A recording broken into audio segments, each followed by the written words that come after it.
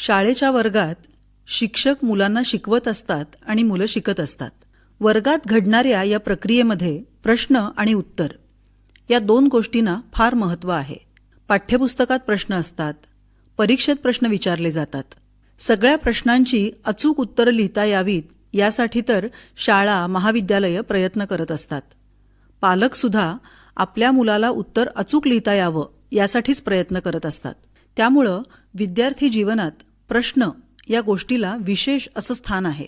शालेय जीवनात सर्व प्रश्नांची अचूक उत्तरं लिहिणाऱ्या मुलाला त्यानंतरच्या जीवनातले प्रश्न सोडवता येतीलच असं नाही. कारण प्रश्नाचं उत्तर लिहिणं आणि प्रश्न सोडवता येणं ही दोन अगदी वेगळी कौशल्य आहेत. एखाद्या प्रश्नाचं उत्तर लिहिण्याचं रीतसर प्रशिक्षण देता येतं.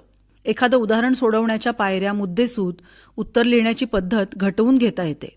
पण या चाकोरीबाहेरचा प्रश्न आला तर ती विशिष्ट पद्धत उपयुक्त ठरेलच असं नाही. कारण अशा वेळी स्वतःचा असा वेगळा विचार करावा लागतो. जीवनात येणारे प्रश्न पाहिले तर लक्षात येतं की त्यांची उत्तरं घटवून घेता येत नाहीत. अगदी साध्या प्रश्नापासून ते अगदी कठीण प्रश्नांना आपल्याला सतत सामोरं जावं लागतं. किल्ली हरवली, बस निघून गेली, ज्याच्यावर आपण अवलंबून होतो अशी व्यक्ती आयत्यावेळी आलीच नाही, अशा प्रश्नांपासून ते आरोग्यविषयक गंभीर समस्या किंवा नात्यांमध्ये होणारा ताण यांना आपल्याला सामोरं जावं लागतं. यातल्या कोणत्याही प्रश्नांना आयती उत्तरं नसतात. ती ज्याची त्याला शोधावी लागतात. कारण प्रत्येक माणसाचा भवताल वेगळा, संदर्भ वेगळे. शाळेत येणाऱ्या मुलांचं जीवन केवळ शाळा, विषय, पाठ्यपुस्तकं, परीक्षा आणि त्यातले गुण यांच्यापुरतं मर्यादित नाही.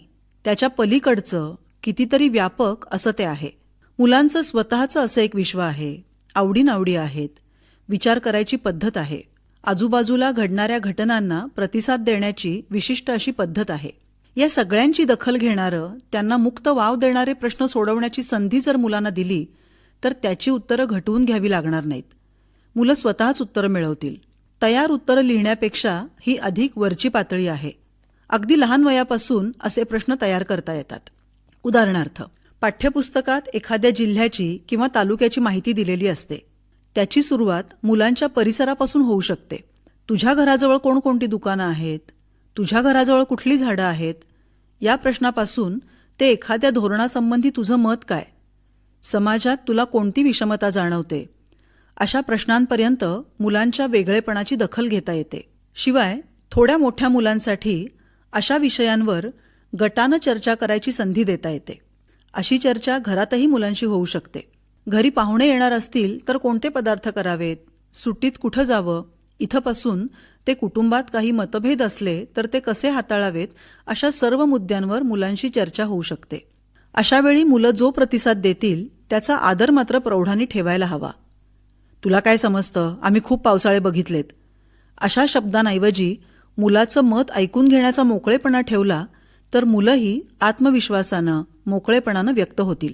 मुलांना त्यांच्या आयुष्यात येणाऱ्या प्रश्नांना सामोरं जाता यावं यासाठीची ही पूर्वतयारी ठरेल.